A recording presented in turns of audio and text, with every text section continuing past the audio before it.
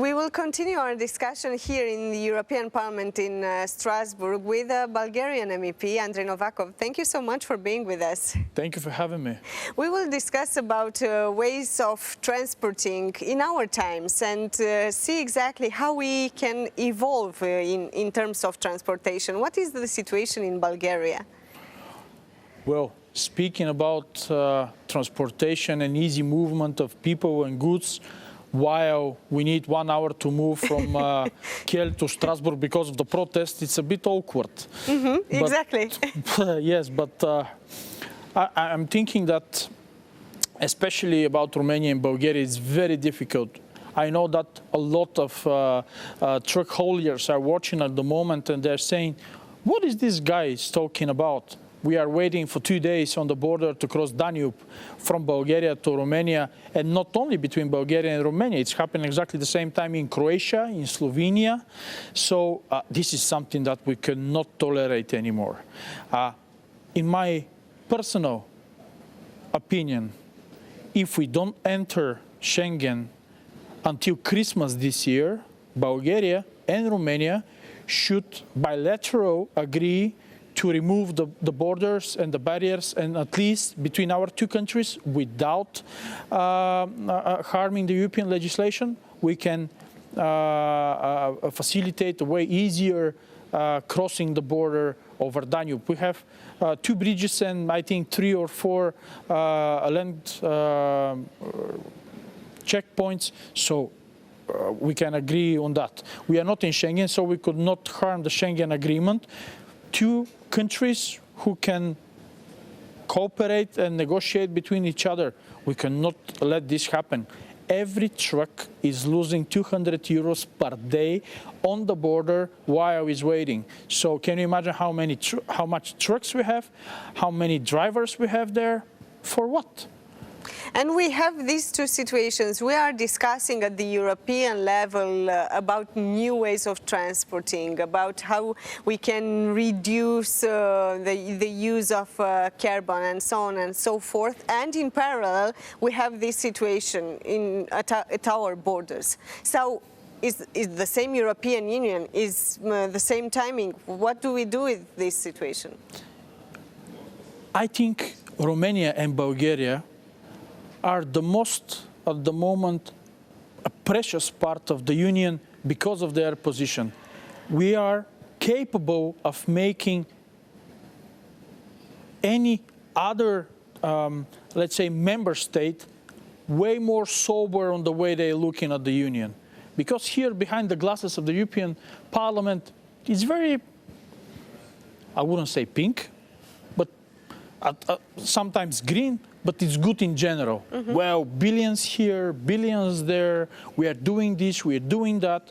And then you go to Bulgaria and Romania and say, well, there is a proof that the food and beverages that are sold in Bulgaria and Romania are with different quality than exactly the same products in Germany and France. The discussion about double standard that started, I don't know, 5 years ago. Yes. So, yeah. How is this equal treatment in the European Union?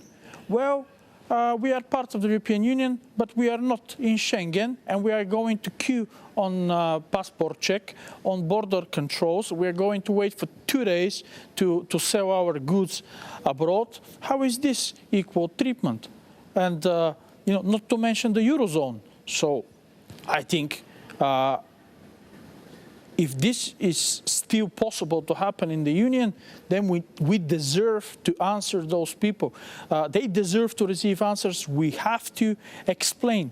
And this is why it's crucial that Bulgarian and Romanian MEPs should be very active here in the Parliament, explaining that this is happening. And Euroscepticism is booming because of that. And this is a very good favor for Putin. Well, the Russian propaganda is very well developed in Bulgaria. And unfortunately, we are giving you reasons for that. They're saying exactly the same thing. Is this the European Union? Do you want to be there? They are encouraging you to go to the war. They are not giving you any money from, let's say, Horizon Europe for Innovation. 80% of the funds are going to 3 or 4 countries. And you are not in Schengen. You are second-hand persons. You are not in the Eurozone. They are not letting you in, no matter what you do. and people are start thinking, well, this is kind of true.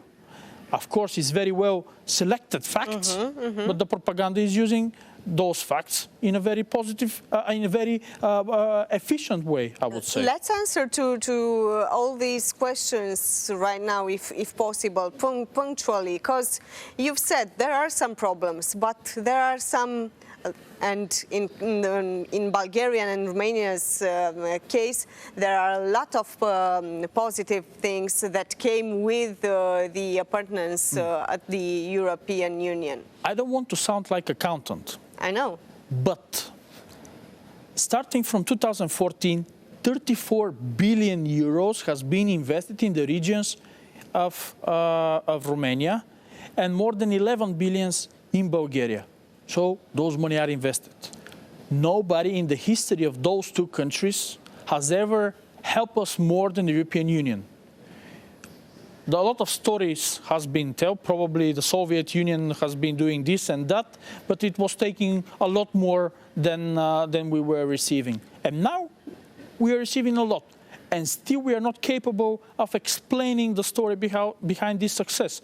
This is why we created a cohesion monitoring group, and we are going to travel around Europe showing these examples. And I think it's a very good idea to go to Arad and Oradea later this year, along with Mr. Falca, because I've been in Alba Iulia just a month ago. Lovely place to be. So much is investing there from the European Union. And I think this is a very successful story, not to mention Cluj. Innovation centers, university campuses, and the infrastructure is very well developed. You are welcoming students from around the world. So this is a successful story. And still, nobody here is talking about that. Why is that? I have no idea, and I think that we should take responsibility. I should take the responsibility about this, because we have to be better. When we appear on TV, we have to explain way easier and user-friendly those things. Because I can tell you about the operational program, priority access, and the new financial instruments that are provided by IB. Who is caring about it? People are interested of what is going to be financed in their city. New trams, new streets. Are we going to help their defense capacity because the migrants are crossing the border? This is what they're interested in. We have to give answers to that. I think it's very important to understand what and where are the problems, and to try to solve them at the European level, at the national level, because we know next year, the election year, it will be extremely difficult to explain to those who are watching us what is the actual situation. If we have to draw a line and see exactly what are the pluses and the minuses in the case of Bulgaria and in the case of Romania, for sure we are on the plus situation, but we still have to do a lot of things. Have we done any mistakes during the road, let's say? Who is not doing mistakes, including Bulgaria and Romania? But I have to underline that European Union has no alternative in our two countries. We made a historical choice in the 1990s to head towards Brussels and the European Union, and I think that was the wisest decision that the previous generation of politicians did, and we have to be grateful to them for that. Bulgaria and Romania, for good or bad, I think for good, are walking hand to hand on that road, and I think we should continue going in that direction. Saying that, I hope that Romanian politicians will start developing the infrastructure south towards Bulgaria and not only towards Hungary. But in general, I think if we are doing mistakes, is that we still not fighting, I would say, or opposing this nostalgia from the past. I've been listening those stories in Bucharest. Wow, during Ceausescu, everybody has a flat and secure income and the streets were very calm and clean, and after 10 o'clock nobody could harm you, and see what is now. So we don't have a story to tell to those people. They are still dreaming about this awful part of our past, because in Bulgaria it wasn't any better. I mean, you can say a joke on the street, and the next morning somebody is coming from the secret services on your door and say, come on, please, and you disappear.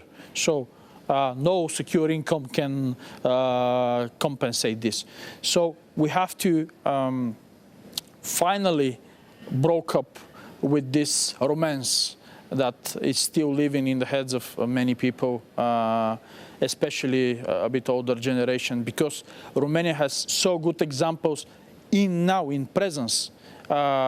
You manage to attract, and this is hard to say, someone coming from Bulgaria, because we are, competing to attract same investors, but some of them are preferring to go to Romania, and this is good. This is free market. Obviously, you achieved something. You should be proud of yourselves, and especially that you went through so many difficult situations: political instability, resignation of governments, election of new one, rotations. And we learned something for your example, and now we have a government with that common approach and agreement that in 9 months we're going to rotate the prime ministers. And the one of the main reasons to do that, because European Union, in order not to decommit any funds from the plan for recovery and resilience plan or the operational programs, and of course NATO, to contribute to the defense capacity of Europe. It was a very good discussion. Thank you for this debate. Hope to see you soon. It was my pleasure. Thank you so much. Iar vouă celor de acasă vă spun să rămâneți pe Antena 3 CNN. Nu uitați că ne revedem și sâmbătă viitoare la 9:30. Cu bine și sănătoși să fim!